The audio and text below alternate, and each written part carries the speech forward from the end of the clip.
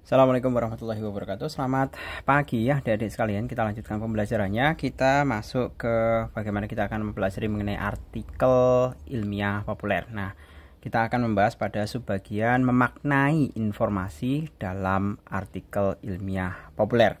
Nah, dalam pertemuan kali ini kita akan membahas, di situ ada sebuah teks ya di sini. Ada sebuah teks mencermati kesalahan penggunaan bahasa Indonesia di ruang publik. Silahkan kalian baca sendiri ya teksnya. Kemudian di bagian belakang ini kita akan menjawab beberapa pertanyaan di sini ya. Yang pertama, ini asumsinya kalian baca sendiri ya, tidak perlu Pak Jul bacakan. Nanti kalau saya bacakan malah tertidur pulas ya, seperti halnya anak kecil yang sedang diberi dongeng. 1. Langsung saja, identifikasilah butir-butir informasi penting yang terdapat pada setiap paragraf dalam artikel ilmiah populer tersebut. Jadi kita mengidentifikasi, berarti mencari informasi yang terkandung dalam setiap paragraf. Seperti itu. Nah, bisa kita mulai ya. Ini paragrafnya ada, kita bisa, kalau misalkan kita bisa hitung ya. Di sini ada 1, 2, 3, 4, 5, 6, 7, 8, 9. Nah, namun Pak Jul tidak akan tidak akan jelaskan setiap paragraf dari 9 ini ya. Karena apa? Di sini ada beberapa paragraf yang merupakan penjabaran. Seperti halnya ini. Ada clue ketiga. Nah, ini semuanya adalah penjabaran yang untuk dua paragraf di bawahnya ini mendukung paragraf yang atas ini atau pemerincian. Nah, berikut juga ini. Pertama, nah dijelaskan. Ini pemerinci penambahan informasi atas paragraf yang dengan kata pertama, yang kata awal pertama. Seperti itu. Jadi tidak keseluruhan. Oke, kita identifikasi ya yang pertama di sini. Paragraf yang pertama itu dimulai dari ini. Oktober telah ditetapkan sebagai bulan bahasa sampai dengan kalimat terakhirnya di sini.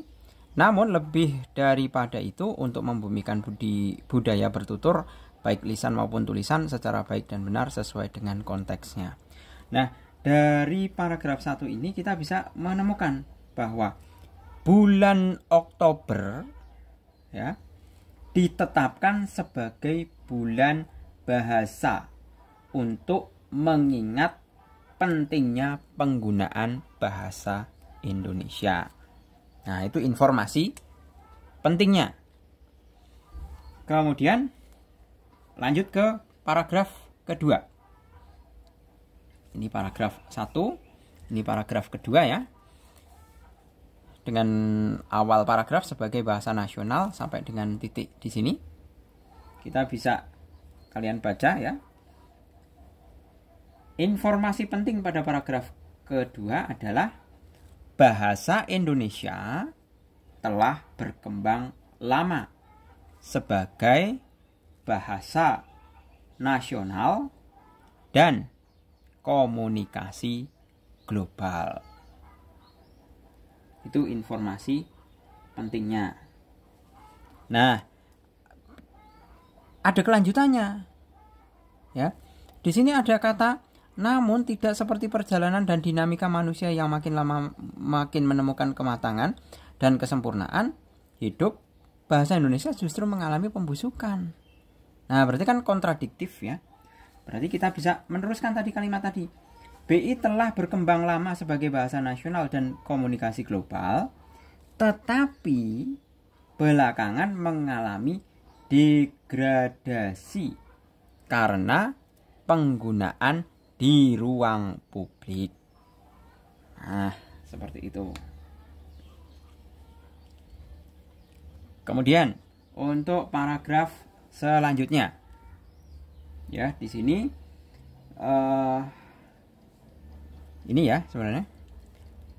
Ini berfokus pada kesalahan ya. Kesalahan logika dalam penggunaan bahasa Indonesia sering terjadi di media. Nah, kemudian diikuti paragraf-paragraf ini itu kan yang di bawah ini ya. Ini merupakan contoh-contoh kesalahan. Nah, berarti ini merupakan paragraf pengembangan. Ya, paragraf pengembangan dari paragraf 1, 2, ini 3 ya. Nah, 3. Jadi 4, 5, 6. Jadi paragraf 4, 5 ini merupakan pengembangan dari paragraf ketiga yang berupa penjabaran mengenai contoh-contoh kesalahan fatal yang dilakukan oleh media. Kesalahan fatalnya tentu adalah dalam penggunaan bahasa Indonesia. Berikutnya, untuk yang paragraf ke-6, nah ini lebih ke kesalahan fatal yang dilakukan oleh kaum elit. Kita bisa menuliskan bahwa kaum elit, misalkan kita tulis ya, yang paragraf ke-6 ya, kaum elit menjadi panutan. Kaum elit menjadi panutan dalam penggunaan bahasa.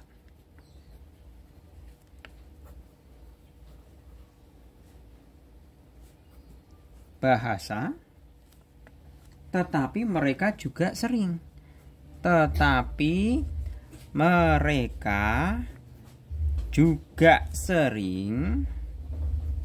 ya membuat kesalahan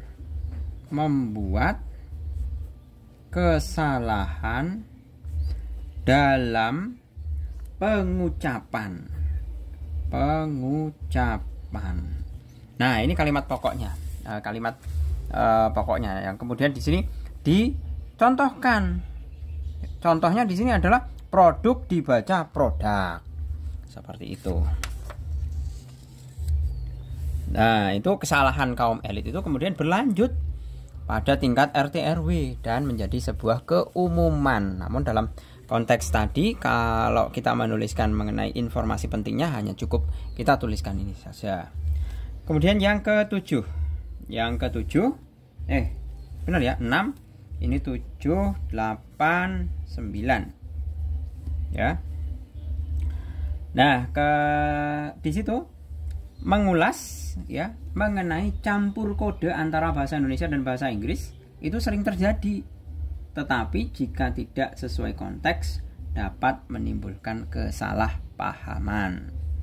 Nah, berikut paragraf 89 ini itu mendukung dari paragraf ke-7. Jadi kita bisa menuliskan untuk yang paragraf benar ya, paragraf 7 ya. 4, 5, 6, 7 benar. Paragraf 7 itu memiliki informasi pentingnya adalah campur kode antara bahasa atau BI ya, saya singkat BI, dan bahasa Inggris. Dan bahasa Inggris sering terjadi.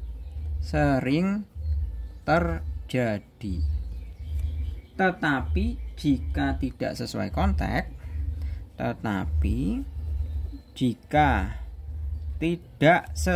konteks, konteks dapat menimbulkan kesalahpahaman.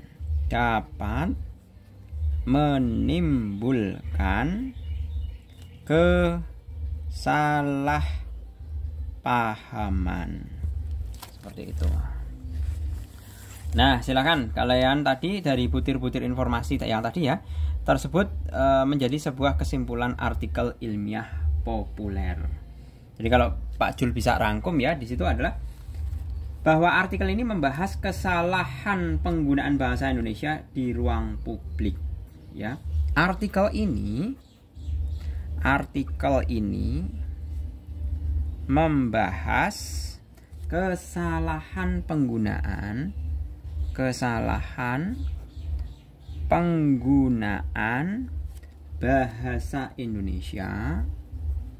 bahasa Indonesia di ruang publik, ya, terutama di media dan kalangan elit, terutama di media dan kalangan elit,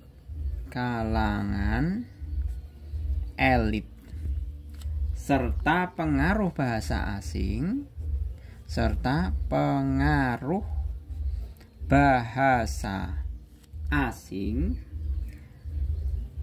yang sering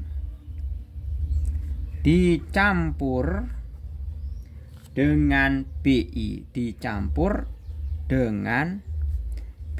atau bahasa Indonesia. Nah, kurang lebihnya seperti ini.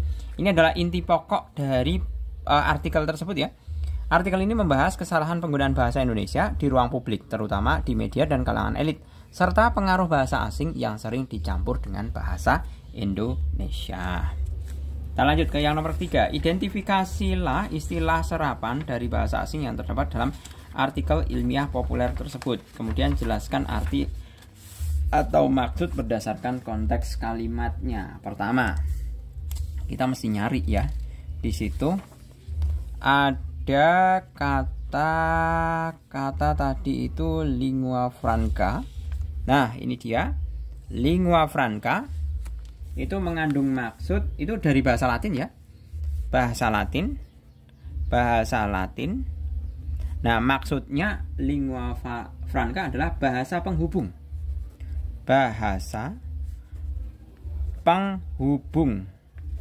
Itu adalah lingua franca, atau bahasa yang digunakan sebagai alat komunikasi antar kelompok yang berbeda bahasa. Nah, itu istilah pertama, ya, lingua franca. Kemudian istilah yang kedua adalah media. Tadi berulang kali ada kata-kata media, ya, di sini. Nah, media sebenarnya diulang beberapa kali, ya. Media itu juga berasal dari bahasa Latin. Nah, mengandung arti sarana komunikasi massa.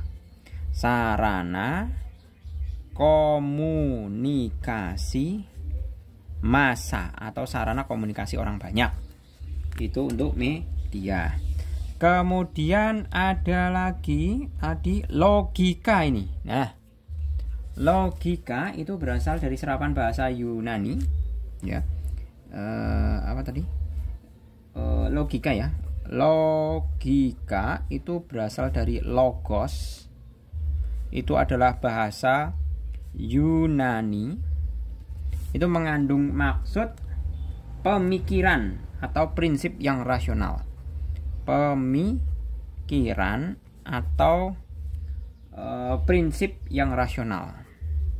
Prinsip yang rasional. Nah, kemudian lagi tadi ada elit, ya. Kalangan elit. Mana tadi? Nah, ini elit. Elit itu berasal dari bahasa Prancis, ya. 4. Elite itu berasal dari bahasa Prancis yang mengandung arti merujuk kelompok orang yang berstatus tinggi, ya, merujuk pada orang yang berstatus tinggi, seperti itu, atau berpengaruh dalam masyarakat. Kemudian selanjutnya ada konteks global. Nah, itu global itu adalah serapan bahasa Inggris, ya. Nomor 5, global itu berasal dari bahasa Inggris yang mengandung arti bersifat mendunia,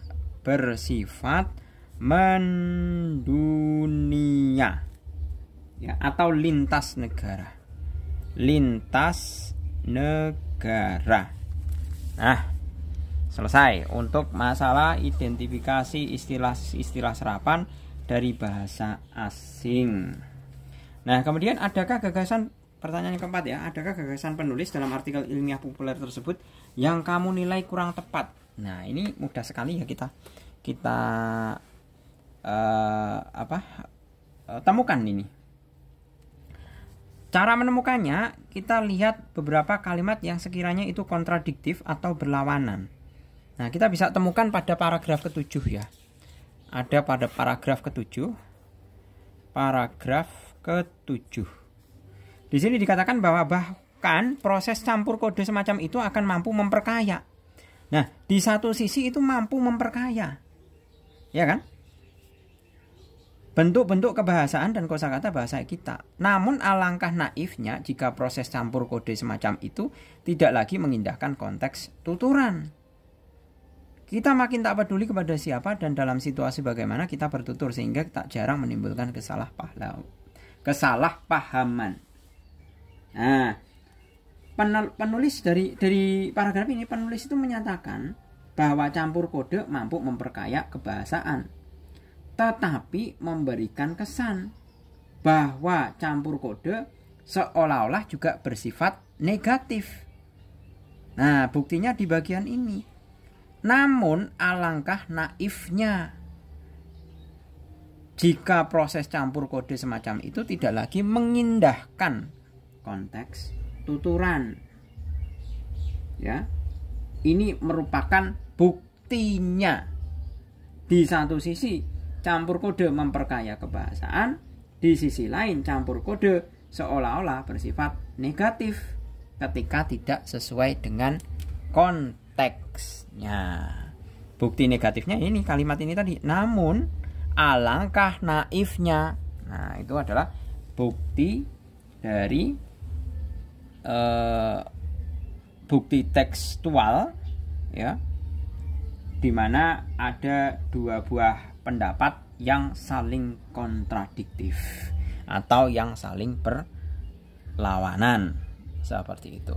Gitu ya, saya rasa cukup. Semoga bermanfaat. Terima kasih. Selamat pagi. Assalamualaikum warahmatullahi wabarakatuh.